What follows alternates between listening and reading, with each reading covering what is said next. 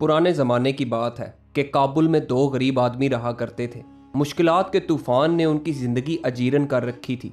गुर्बत इस कदर ज़्यादा थी कि तन बदन पर कपड़ों के नाम पर मैले कुचैले चीथड़े लटक रहे थे। वो दोनों सारा सारा दिन काबुल की गलियों और बाजारों में घूमते रहते। कोई ना कोई खुदा का बंदा उन्हें खाना खिला देता, जिससे कम अज़ कम उनका पेट भर जाता। एक दिन वो यूं ही गलियों में घूम फिर रहे थे कि वो आपस में बात करने लगे। एक ने कहा कि इस शहर में हमारे लिए अब कुछ भी नहीं बचा। यहाँ हमारे लिए किस्मत के दरवाजे बंद हो चुके हैं। हमें गजनी चले जाना चाहिए। वहाँ सुल्तान महमूद गजनवी की हुकूमत है। सुना है बहुत नेक और खुदा तरस इंसान है। हमें वहाँ जाकर हर मुमकिन कोशिश करके सुल्तान महमूद गजनवी से मुलाकात करनी चाहिए और अपनी मदद की दरख्वास्त इसके सामने रखनी चाहिए।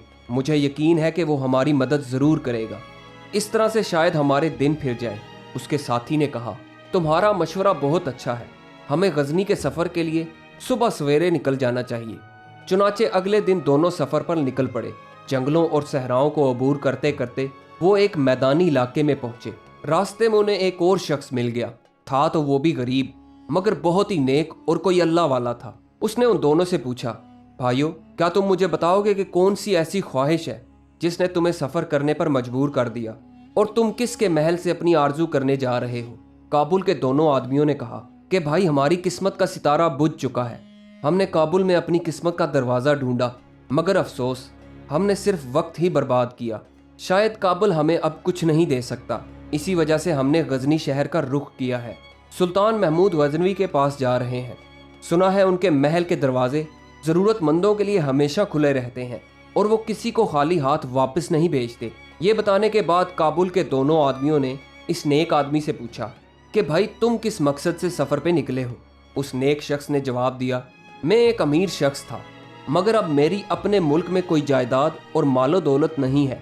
मेरे अच्छे दिन तमाम हो गए और मैं अच्छे दिनों की तलाश में सफ़र पर निकला हूँ। मगर मुझे सुल्तान महमूद से कोई उम्मीद नहीं है। मुझे तो उससे उम्मीद है जिसके दरवाजे से सुल्तान महमूद जैसे बेहिसाब बादशाह अपने ख़जाने भरते हैं। इसके बाद वो तीनों इकट्ठे सफ़र पर चल पड़े, यहाँ तक कि वो गजनी शहर पहुँच गए। गजनी पहुंचकर उन्हें एक खंडर नजर आया। उन्होंने रात उसी खंडर में बसर करने का इरादा किया।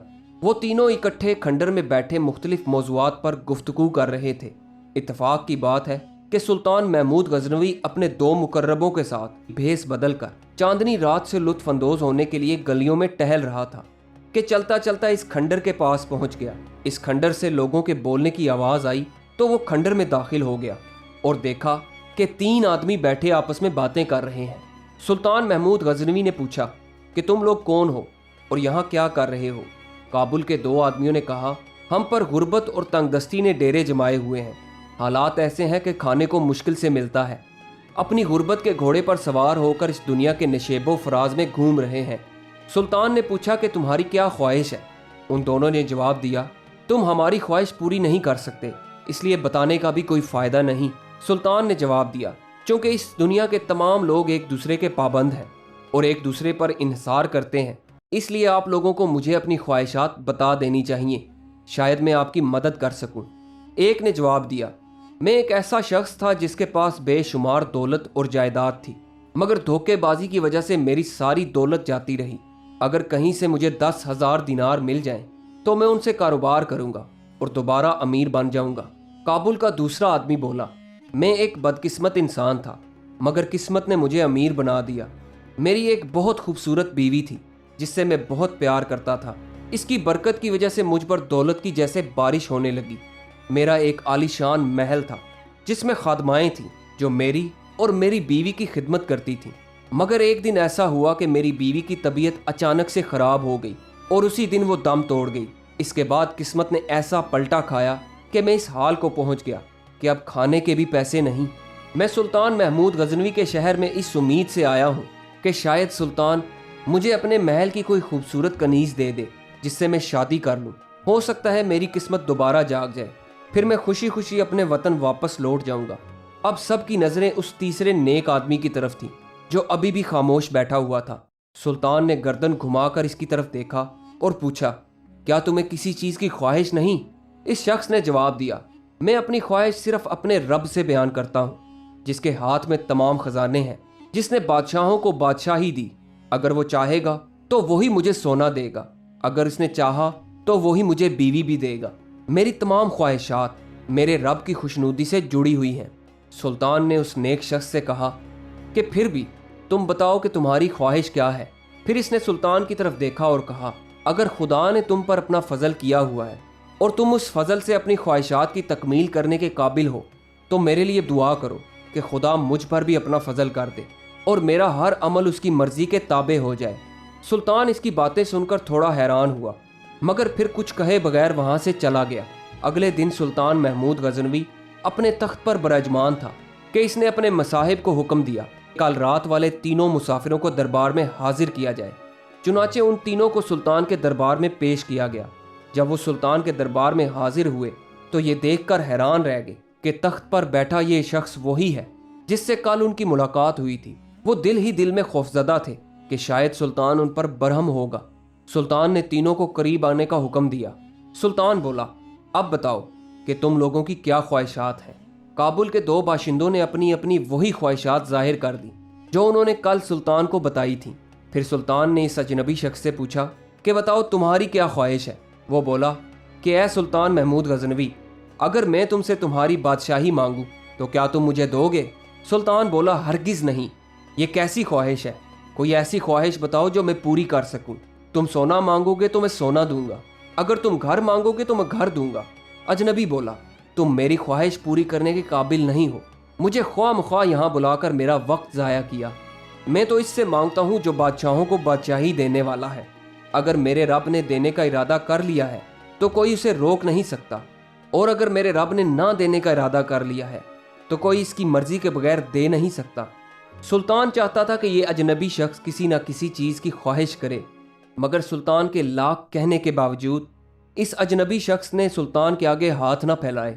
آخر تھک ہار کر سلطان نے حکم دیا، جس شخص نے عورت کی خواہش کی ہے اسے محل میں موجود خوبصورت کنیزوں میں سے ایک کنیز دے دی جائے، اور جس نے پیسوں کی خواہش کی ہے اسے سونے کے سکوں سے بھرے 2 تھیلے دیے جائیں۔ سلطان کے حکم کی فوری تعمیل کی گئی۔ اس کے بعد سلطان نے کہا، اب تم لوگ اپنے اپنے وطن واپس لوٹ جاؤ۔ سلطان کے حکم پر وہ تینوں سفر پر نکل پڑے۔ ابھی چلتے چلتے وہ راستے میں ہی تھے کہ جس شخص نے سونے کے 2 تھیلے اٹھائے ہوئے تھے وہ تھیلوں کے وزن کی وجہ سے تھک گیا، اور اب اس کی حالت یہ تھی کہ اس سے چلا بھی نہیں جا رہا تھا۔ اس نے اپنے ساتھ چلتے ہوئے نیک آدمی سے کہا کہ بھائی، میں سونے کے تھیلے اٹھائے ہوئے تھک گیا ہوں، کیا تم تھوڑی دیر کے لیے میرے یہ سونے کے تھیلے اٹھا لو گے؟ اس نیک شخص نے جواب دیا، کیوں نہیں۔ یہ کہہ کر اس نے سونے کے تھیلے اٹھا لیے۔ دوسری طرف سلطان نے اپنے درباریوں سے کہا کہ اس اجنبی شخص نے مجھ سے کچھ نہ مانگ کر میری توہین کی ہے۔ اس نے مجھے ایسے ٹھکرا دیا جیسے میں کوئی غریب بھکاری ہوں جو خود دوسروں کے آگے ہاتھ پھیلانے کا محتاج ہوتا ہے، حالانکہ میں نے اسے بار بار کہا کہ اپنی خواہش ظاہر کرو۔ سلطان کے درباریوں میں سے ہی ایک درباری سلطان کی بہت خوشامد کرتا تھا۔ وہ جھٹ سے بولا، سلطان معظم، اگر آپ کے پاس بادشاہت اور دولت ہے تو وہ اسی وجہ سے ہے کہ اللہ نے اسے عطا کیا ہے کہ آپ مخلوق میں اسے بانٹیں۔ اگر کوئی آپ کے سامنے اپنی خواہش رکھنے سے انکار کرتا ہے تو وہ آپ کی توہین ہے، اور اس توہین کی کم از کم سزا موت ہونی چاہیے۔ سلطان اپنے وزیر کی بات سن کر جذباتی ہو گیا اور فوراً جلاد کو بلوایا اور ان تینوں کے پیچھے جانے کا حکم دیا اور کہا، تینوں آدمیوں میں سے جس کے پاس لڑکی اور سونا ہے اسے چھوڑ دے، اور جو خالی ہاتھ ہے اس کا سر کاٹ کر میرے پاس لاؤ۔ جلاد روانہ ہو گیا۔ جب وہ ان کے پاس پہنچا تو اس نے دیکھا کہ 3 شخص جا رہے ہیں۔ ایک کے ساتھ لڑکی ہے، ایک نے سونا اٹھایا ہوا ہے اور ایک خالی ہاتھ جا رہا ہے۔ اتفاق سے اس وقت سونے کے تھیلے اس نیک شخص نے اٹھائے ہوئے تھے، اور جو حقیقت میں سونے کا مالک تھا اس کے پاس کچھ نہیں تھا اور وہ خالی ہاتھ تھا۔ جلاد اس کے پاس آیا اور تلوار کے ایک ہی وار سے اس کی گردن کاٹ ڈالی اور اپنے ساتھ لے گیا۔ کابل کے شخص نے جب اپنے ساتھی کی حالت دیکھی تو تھر تھر کانپنے لگا۔ دوسری طرف اجنبی شخص کو بھی معاملہ سمجھ نہ آیا کہ یہ ہوا کیا ہے اور اس کی گردن کیوں کاٹی گئی ہے۔ جب جلاد اس شخص کا سر سلطان کے پاس لے کر آیا تو سلطان محمود غزنوی نے بغور دیکھا اور غصے سے بولا کہ بے وقوف، تم اس بے گناہ شخص کا سر کاٹ کر لے آئے ہو جس نے با ادب ہو کر مجھ سے خواہش کا اظہار کیا تھا۔